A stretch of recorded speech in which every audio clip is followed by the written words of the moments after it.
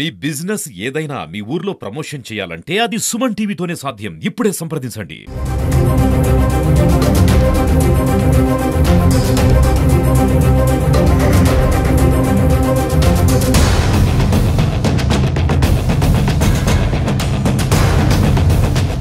Hi నమస్తే, welcome to Suman TV. మనం ఇటీవల కోర్టు సినిమా చూసే ఉంటాం. ఆ అమ్మాయి వేరే కులపోడుతో ప్రేమలో పడిందనేటువంటి ఒక నెపంతో ఆ అమ్మాయిని ఏ రకంగా తండ్రి హింస పెట్టాడు, ఏ రకంగా కోర్టుకి ఇచ్చి అమ్మాయి పరువు తీశాడనే విషయాలు కూడా మనం చాలా స్పష్టంగా ఆ సినిమాలో చూసాం. సో అక్కడ కేవలం కేసులు కోర్టుల వరకే ఆ సినిమా అనేది పరిమితమైంది. బట్ తిరుపతి జిల్లా చంద్రగిరి నియోజకవర్గం నర్సింగాపురంలో ఓ పరువు హత్య కోర్టు సినిమాని తలపించే విధంగా ఉందని చెప్పొచ్చు.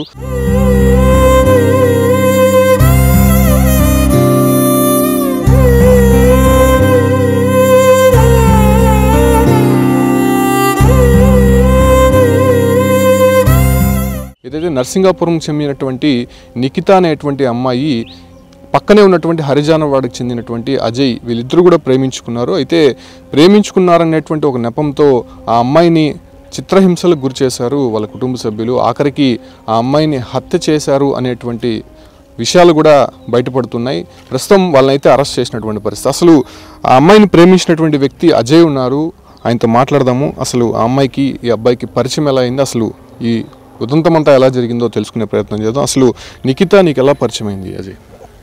నేను ఇంటర్లో సెకండ్ ఇయర్లో చదువుకునేటప్పుడు అమ్మాయి నైన్త్ చదువుతూ ఉన్నింది. అలా మాకు అప్పుడు ఇప్పటికి 4 years అవుతున్నాం మేము ఇద్దరం లవ్ చేసుకొని. అలా 9th నుంచి మేము ఇద్దరం పరిచయం అయినాము, ఇద్దరం కలిసి ప్రేమించుకున్నాము. ఎక్కడ చదువుకునే వాళ్ళు మీరు? నువ్వు ఏ క్లాసు, ఆ అమ్మాయి ఏ క్లాస్? అమ్మాయి 9thలో ఉన్నింది, నేను బాయ్స్ కాలేజీలో ఇంటర్ సెకండ్ ఇయర్ చదువుతా ఉన్నాను. చంద్రగిరిలోనా? అక్కడ నుంచి మా ఇద్దరికి పరిచయం అయింది. దాని తర్వాత 10thలో అప్పటికి బాగానే జరుగుతూ ఉంది. 10thలో అమ్మాయికి ఆ అమ్మాయి ఇంట్లోకి మా విషయాలు తెలిసినాయి. ఆ అమ్మాయికి పెళ్లి చేసేయాలి, మ్యారేజ్ చేసేయాలి అనేసి వాళ్ళు ఇంట్లో తెలుసుకొని చెప్పుకొని అమ్మాయిని హౌస్ అరెస్ట్ లా చేసేసారు. దాంతో వాళ్ళ అమ్మ ఇంట్లో పెళ్లి చేస్తున్నది అనే కొందుకి ఒకరోజు నైట్ ఆ అమ్మాయి అక్కడి నుంచి వచ్చేసింది నా కాడికి. వచ్చేసిన వెంటనే నేను నా కాడికి తీసుకొని అమ్మాయిని తీసుకొని వెళ్ళిపోయాను. నా కాడికి వచ్చింది, దాన్ని తీసుకొని ఇంటికి వెళ్ళాను. ఇంటికి వెళ్ళి నాన్న వాళ్ళు వచ్చి అమ్మాయి ఏజ్ తక్కువరా, మా కేసు అవుతుంది ఎలా రా ఇట్లా రా అని చెప్పారు. నాకు ఇంత పెద్ద కేసు అవుతుంది, ఫోక్సో కేసు అనేసి నాకు ఇవన్నీ తెలియదు. నార్మల్గానే అనుకున్నాను, కానీ ఎందుకైనా మంచి స్టేషన్ కాడికి తీసుకుపోదామని అమ్మాయిని తీసుకొచ్చాను. కానీ సగం దోవలో ఆ అమ్మాయి నీకు మళ్ళీ దక్కనీరు, నన్ను ఏడైనా వదిలి లేకపోతే నన్ను తీసుకొనిపోడు అనేసి అమ్మాయి ఏడ్చింది.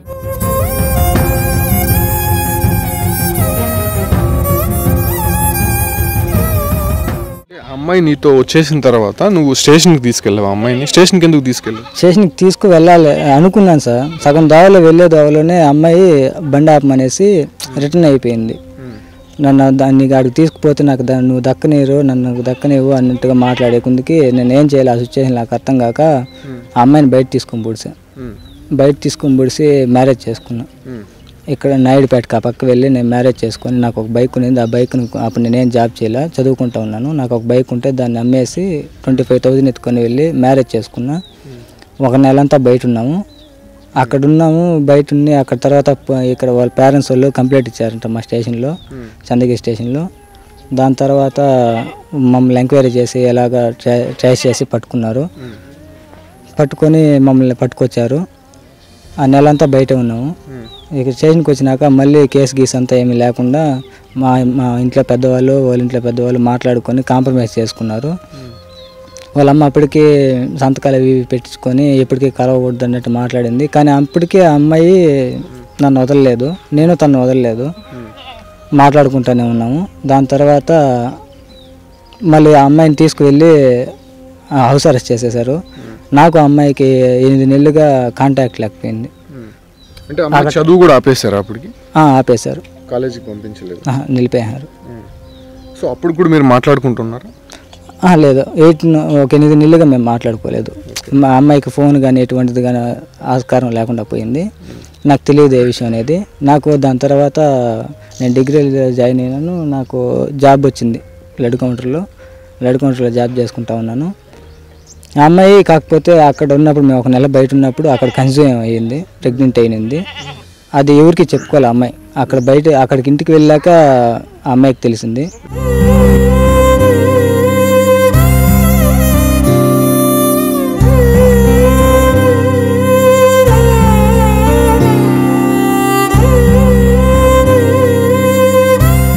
అంటే మీరు బయట ఉన్నప్పుడు అమ్మాయి ప్రెగ్నెన్సీ అయిన విషయం మీకేమైనా తెలుసా? తెలియదు, నాకు తెలియదు, అమ్మాయికి తెలియదు సార్. మేము ఉన్నింది 1 నెల బయట ఉన్నింది. ఇంటికి వెళ్ళిన తర్వాత అమ్మాయికి తెలిసింది. తెలిసిన తర్వాత అమ్మాయి ఎవరికి చెప్పుకోలేదు, నాకు చెప్పుకోలేదు. అంటే నాకు కాంటాక్ట్ లేకుండా ఉన్నింది, అమ్మాయికి ఆస్కారం లేకుండా పోయింది నాకు చెప్పుకోవడానికి.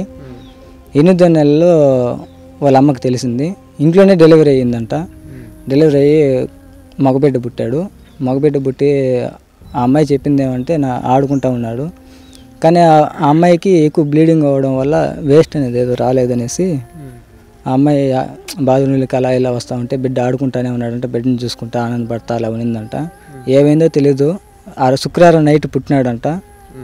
మార్నింగ్ దాకా ఉన్నాడంట. మధ్యాహ్నంకంతా వాళ్ళ అమ్మ లోపలికి వెళ్ళి వచ్చే కొందుకి చనిపోయినాడంట. ఏమైందంటే చనిపోయాడు, నేనేం చేయను అనేసి ఏదో అనిందంట. డెలివరీ అయింది అమ్మాయికి? డెలివరీ ఇంట్లోనే చేశారా? ఇంట్లోనే జరిగిపోయింది. అప్పుడు ఆ టైం సిచ్యువేషన్లో కూడా ఎవరు లేరు. వాళ్ళ అమ్మ ఆ అమ్మాయి తప్ప ఇంకెవరు లేరంట. 3వ కంటికి కూడా తెలియదు. అంటే అమ్మాయి చెప్పిందా బిడ్డని ఏం చేశారు, అసలు ఆ బిడ్డ కండిషన్ ఎలా ఉంది? నాకైతే కండిషన్ నేను అడిగాను. నేను జైల్లో ఉన్నప్పుడు నాకు ఇంటర్వ్యూ పెట్టింది. నేను అప్పుడు అడిగాను, నాకు ఈ విషయాలన్నీ జైలుకి వచ్చి నాకు చెప్పింది. బిడ్డ కండిషన్ ఎట్టుంది అన్నీ అడిగితే తనే వాళ్ళ అమ్మాయి చంపేసిందని చెప్పింది. తనే చెప్పింది నాకు, అన్నీ మాట్లాడి చెప్పింది. బిడ్డ బాగానే ఉన్నాడు. మధ్యాహ్నం చూసే కొందకి మా అమ్మ చేతిలో ఉండి చనిపోయినాడు. మా అమ్మాయి చంపేసింది అని కాడ చెప్పింది. మళ్ళీ కేసు పెట్టచ్చు కదరా అంటే వద్దు, మా అమ్మకి మా చెల్లి ఒకటే ఉంది, ఇంకెవరు చూసుకునే వెళ్ళారు, అందుకనేసి మా చెల్లి గురించి ఆలోచించి నేను వద్దనుకొని గుమ్మని అయిపోయినాను అని అనింది. అప్పటికి నేను ఆ అమ్మాయి కేసు పెడతానింది. మళ్ళీ ఆ అమ్మాయి చెప్పిన దానికి వద్దులేరా ఇంక మీ చెల్లి కోసం ఆలోచించి అనేసి నేనే అతన్ని బతిమాలి వద్దని నేనే చేసినాను. అదే తప్పు అవుతుందని నేను అనుకోలేదు. అంటే బిడ్డ పుట్టింది, ఆమె హత్య చేసిందని చెప్పి ఆ అమ్మాయి నీకు చెప్పిందని చెప్పారు. మళ్ళీ నీపైన ఫోక్సో కేసు ఎప్పుడు పెట్టారు? ఆ రోజు నైట్ బిడ్డ పుట్టింది. ఆ అమ్మాయికి ఆ వేస్ట్ అనేది రాలేదంట. దాని ద్వారా అమ్మాయికి ప్రాణహాని జరిగిందంట. అంటే ఎక్కువ సీరియస్ అవడంతో ఆ సిచ్యువేషన్లో హాస్పిటల్కి దొడుకొని పోవటం. బిడ్డ చనిపోయిన తర్వాత తన బిడ్డని ఎక్కడ బూట్ చేశారు, ఆ అమ్మాయికి కూడా తెలియదు అని చెప్పింది. అడిగితే బూట్ చేసి ఎవరికి తెలియదా, ఇంట్లో కానీ బయట కానీ ఎవరికి తెలియదు బిడ్డ ఏమైందని ఎవరికి తెలియదు. ఎత్తుకుని పోయి బూట్ చేశారు. బూట్ చేసి హాస్పిటల్కి తిరిగారంట. ఎవరికి తెలియనికుండా చేసుకుందాం అనేసి. ఏడ హాస్పిటల్లో కేసు అవుతుందనే ముందుకి ఏడ హాస్పిటల్లో జాయిన్ చేసుకోవాలి. గవర్నమెంట్ హాస్పిటల్లో జాయిన్ చేయించుకొని అక్కడ ఎమ్మెల్సీ నుంచి కేసు వెళ్ళి నేను ఆ రోజు నైట్ డ్యూటీ నుంచి వచ్చాను.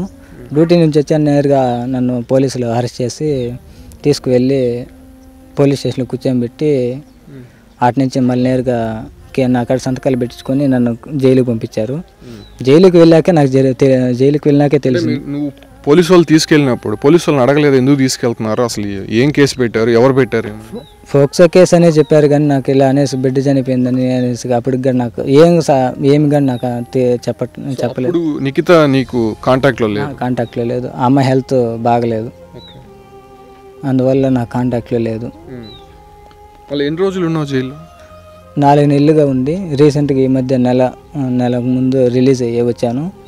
రిలీజ్ అయ్యి వచ్చిన తర్వాత నాకు ఆ అమ్మాయి మెసేజ్ చేస్తాం, మేము మాట్లాడుకుంటాను, కలవలేదు. కాకపోతే ఇంక 1 year ఉంది కదా, 1 year ఉండి చేసుకుందాము, మ్యారేజ్ చేసుకుందాము. అప్పుడు ఆ అమ్మాయికి ఏజ్ ఎంత? ఇప్పుడు 17. 1 year ఉండి వెయిట్ చేసి పెళ్లి చేసుకుందాం అనేసి మేము మాట్లాడుకుంటా ఉన్నాము. ఎందుకంటే నా మీద కేసు ఉంది కదా, కేసు ఇద్దరం కలుసుకొని మ్యారేజ్ చేసుకొని లోకాదుల్లో కేసు కొట్టించుకుందాము అన్నట్టు ఇద్దరం ప్లాన్ చేసుకున్నాము. వాళ్ళ అమ్మాయి వచ్చి నాకు ఇంటర్వ్యూ పెట్టి నన్ను బెయిల్ ద్వారా తీసుకొచ్చింది. బెయిల్ పెట్టి జైలుకి వచ్చిందా? జైలుకి వచ్చి నాకు ఇంటర్వ్యూ పెట్టి ఆ అమ్మాయిని మా లాయర్తో కలిసి మా అమ్మాయి పిటిషన్ వేసి ఆ అమ్మాయి నన్ను మా నాన్న వాళ్ళతో పాటు పోరాడి బయట తీసుకొచ్చింది. ఆ విషయాలు వాళ్ళ ఇంట్లో వాళ్ళకి తెలుసుకొని ఆ అమ్మాయిని చిత్రవాదనలు స్టార్ట్ చేశారు. నాకు మెసేజ్లో చెప్పేది నన్ను ఇలా కుట్టారు అని, చేతులకి బ్యాండ్లు అవన్నీ వేసుకొని ఫోటోలు తీసి పెట్టేది.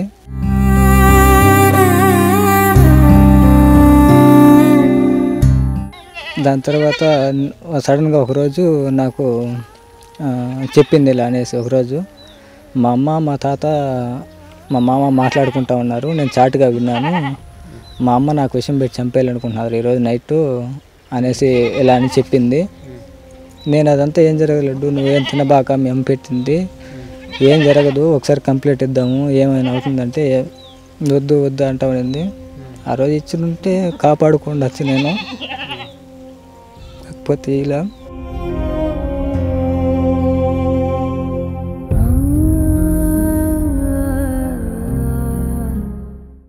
ఆ రోజు నైట్ అంటే ఆ రోజు 3వ తేదీ 4వ తేదీ నైట్ చనిపోయింది అమ్మాయి.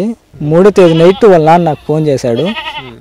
ఫోన్ చేసి అమ్మాయి ఈ పొద్దుగుకి ఇంట్లో రచ్చ చేసుకుంటున్నది, నువ్వే కావాలనేసి, నిన్ను మీ కాడికి పంపించేస్తాను, ఇప్పుడు ఎక్కడికి పిలుచుకురమ్మంటావు చెప్పు, తోడుకొచ్చి వదిలేస్తాను అనేసి మాట్లాడినారు. నువ్వేం జాబ్ చేస్తున్నావు అనేసి అడిగినారు, అన్నీ చెప్పారు. నేను అన్నీ వాళ్ళ నాన్నకి అన్నీ వివరించి చెప్పాను, ఇలా జాబ్ చేస్తున్నాను, నాకు తల్లి లేదు, నన్ను అక్కడ నువ్వు ఎలా చూసుకుంటావు అంటే నాకు అమ్మ లేదు, మా అమ్మలా చూసుకుంటాను నేను అక్కడ చెప్పి మాట్లాడాను, అన్నీ చెప్పాను. ఆ రోజు మార్నింగ్ దాకా మెసేజ్ చేసింది. 11:46 దాకా వాళ్ళ అమ్మతో ఏదో వాదనలు స్టార్ట్ అయినాయంట. ఇలా అలా అనేసి మాట్లాడుకుంటా ఉంటే మళ్ళీ నన్ను జైలుకి పంపించాలని వాళ్ళ అమ్మ ప్లాన్ వేసిందంట. దానికి అమ్మాయి కోపం వచ్చి ఎక్కువ వాడి మీద కేసు పెడితే రిటర్న్ నీ మీదే కేసు పెడతాను, అవసరమైతే నిన్నే జైలుకి పంపిస్తాను, నా బిడ్డని చంపేసిన దానికి, మళ్ళీ నేను జైలుకి పోతాను, నువ్వు జైలుకి పోతావు, అవసరమైతే వచ్చిన తర్వాత అయినా నన్ను ఆపలేవు కదా వాడి కాడికి వెళ్ళకుండా అన్నట్టు మాట్లాడిందండి. లాస్ట్ అదే మెసేజ్ నాకు. వాళ్ళ అమ్మ అప్పుడు వచ్చింది, దాంతో ఆపేసింది. వాళ్ళ అమ్మ 11:30కి ఆటో వస్తుంది మార్నింగు, మళ్ళీ నైట్ 3:30కి అలా వెళ్తుందంట డ్యూటీకి. నాకు అతను చెప్తుందని పోయేదంతా. ఆ రోజు నైట్ ఏదో జరిగింది, కానీ సూసైడ్ చేసుకునేంత పిరికిది అయితే కాదు సార్.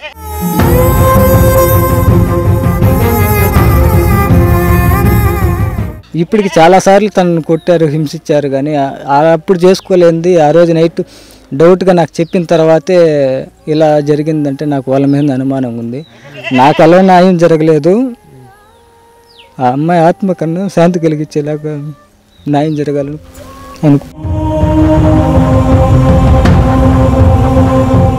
అంటే కాదు, 4వ తారీఖు చనిపోయిందని తెలిసింది కదా, అంటే ఆ అమ్మాయి అంత్యక్రియలు ఇంటికాడే చేశారా? ఎవరికి వాళ్ళ బంధువులకు కానీ ఎవరికి కానీ ఊర్లో జనాలకు కానీ ఎవరికి కానీ చెప్పుకోలేదు. అంటే ఆమె ఏమని చెప్పింది బయట అమ్మాయి ఎలా చనిపోయింది? ఊర్లో ఇక్కడ టాక్ ఏంటంటే ఊర్లో సర్పంచ్ అనే వ్యక్తితో మాట్లాడుకొని ఇలా మా లవ్ చేసుకుంది, సూసైడ్ చేసుకుని చనిపోయింది మా బిడ్డ అనేసి చెప్పేసింది. దాని తర్వాత సతీష్ అనేసి ఆటో తోలుతాడు, అతన్ని పిలిపించిందంట. అతను ఆటోలో వేసుకొని 11:30కి వచ్చింది మార్నింగు.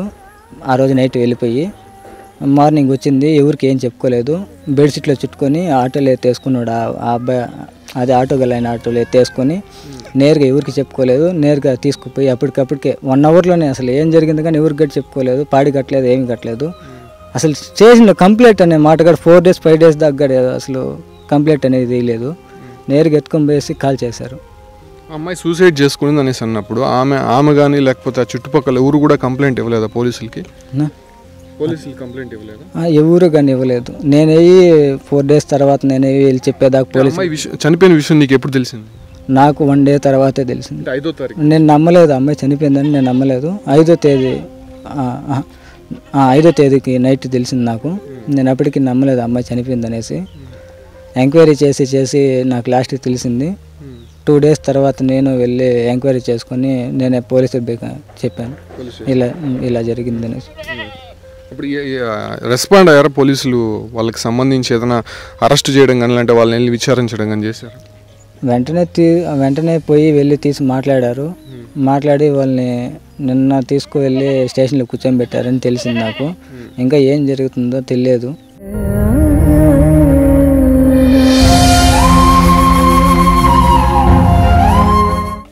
తెలుసుకుంటా. సో ఫైనల్గా అమ్మాయి సంబంధించి అంటే నీకు ఆ అమ్మాయికి మైనర్ అయినప్పటికీ మీరు తెలియకుండా లవ్ చేశారు, ఫోక్సో కేసు అనేది నీ పైన పెట్టారు. సో వాళ్ళ కుటుంబ సభ్యుల నుంచి మీకు ఎటువంటి థ్రెట్ అనేది ఉంది? అంటే ఇప్పటికే చాలామంది బెదిరిస్తున్నారని చెప్పి కూడా చెప్తున్నారు కదా. వాళ్ళ అమ్మాయి అనిందంట, నా బిడ్డనే చంపుకున్నాను నేను, వాడంతా నాకు ఓన్గా ఏదో ఒకటి చేసేస్తాను అన్నట్టుగా చెప్పి ఊర్లో అంతా చెప్పి టాక్ అంటూ ఉందంట.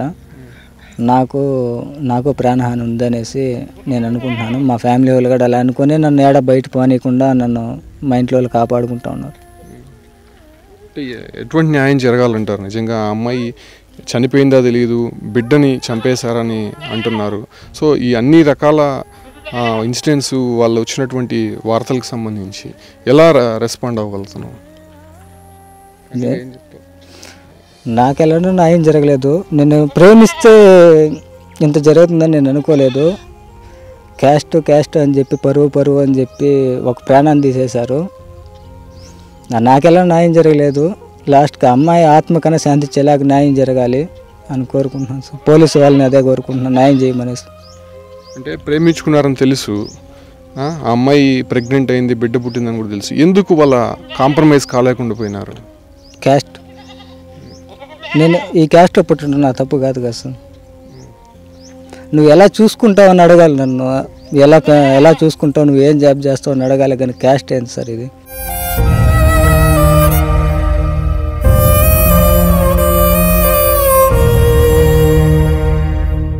సో ఫైనల్గా పోలీసు వాళ్ళని ఏం కోరుకుంటున్నావు?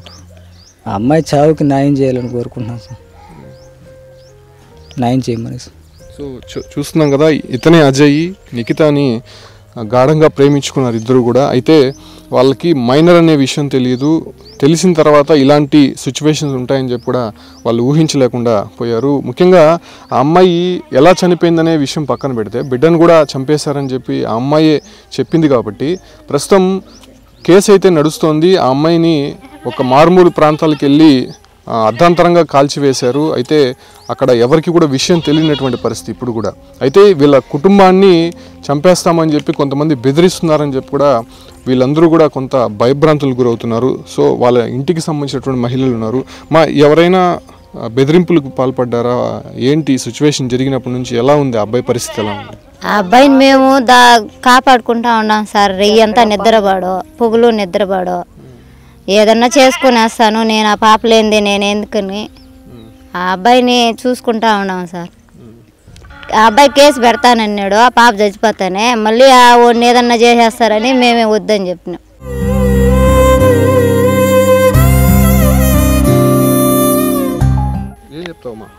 ఏం చెప్పారు సార్, వాళ్ళ అమ్మలేదు చాక్కున్నాము, మేము మేనమామల కాడ అమ్మమ్మ చాక్కున్నాము. వాడిని ఈ మార్గం అయ్యిందని తెలిసి వాళ్ళకు వాడిని 4 నెలలు జైల్లో ఉన్నాడు. వచ్చినాక ఆ పాపకు టార్చర్ జాస్తి అయిపోయింది. ఆ పాపకు టార్చర్ అయిపోయిందని మేము బాధలు పడతా ఒకవేళ ఎట్టని తెలిసి మాకు వదిలేసి ఉన్నా కూడా మేమేమో చూసుకుంటాం సార్. ఆ అమ్మాయిని చంపేసిందే బాధగా ఉంది సార్ మాకు.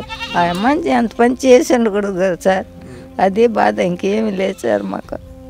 వాడిని కూడా ఏం చేసేస్తుందని మేమంతా కాపులా ఉన్నాం సార్. టయానికి తినటం లేదు, తల్లి లేని బిడ్డ, అది బాధ మాకు. రాజకీయంగా ఏదైనా పలుకుబడి ఉందా? వాళ్ళు ఏదైనా ఇన్ఫ్లుయెన్స్ చేస్తున్నారా? మాకేం తెలుసు సార్, వాళ్ళ గురించి మాకు తెలియదు. వాళ్ళ ఇల్లు ఆడనో తెలియదు, వాళ్ళు ఆడనో తెలియదు, అది ఎట్టబడినారో తెలియదు సార్. అది జరిగింది స్టేషన్లోకి తీసుకొచ్చినప్పుడే తెలిసింది మాకు, అందాక తెలియదు. అజయ్ది చంద్రగిరి నియోజకవర్గం మిట్టపాలెం అనే ప్రాంతము, పక్కనే ఉన్నటువంటి నరసింగాపురం చెందినటువంటి నిఖిత. అంటే వీళ్ళిద్దరూ అటు చంద్రగిరిలో చదువుకునేటప్పుడు లవ్ చేసుకున్నారు. అయితే వాళ్ళ వయసు అప్పుడు దాదాపు 16. ఆ సమయంలోనే వాళ్ళు ఇద్దరు కూడా గాఢంగా ప్రేమించుకున్నారు. అయితే ఇంట్లో వాళ్ళకి తెలిసిన తర్వాత వీళ్ళిద్దరిని దూరం పెట్టే ప్రయత్నం చేశారు. నిఖిత వాళ్ళ తల్లి, అదే రకంగానే వాళ్ళకి సంబంధించినటువంటి బంధువులందరూ కూడా ఎలాగైనా సరే కులం వేరే కాబట్టి ఖచ్చితంగా వీళ్ళిద్దరికీ వివాహం చేయకూడదు, వీళ్ళిద్దరు కలుసుకోకూడదు, మాట్లాడుకోకూడదు అనేటువంటి రెస్ట్రిక్షన్స్ పెట్టారు.